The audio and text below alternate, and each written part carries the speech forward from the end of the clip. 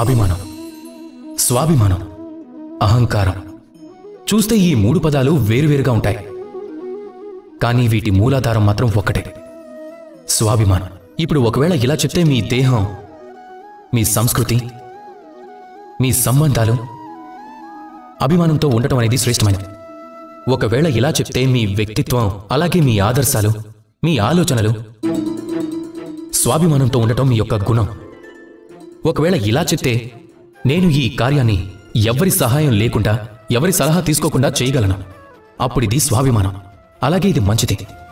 ఒకవేళ ఇలా చెప్తే నేను ఈ కార్యాన్ని ఎవ్వరి సహాయం లేకుండా, ఎవరి సలహా తీసుకోకుండా చేశాను అంటే అప్పుడు అది అభిమానం, ఇది కూడా మంచిదే. కానీ ఈ కార్యాన్ని కేవలం నేనే చేయగలను, ఇంకా ఎవరూ చెయ్యలేరు, ఇది అహంకారం. అయితే ఈ పదాలను అలాగే భావాలను అర్థం చేసుకోవడానికి ప్రయత్నించండి. జీవితంలో జీవించడానికి ఒక కొత్త మార్గం దొరుకుతుంది. రాధాకృష్ణ.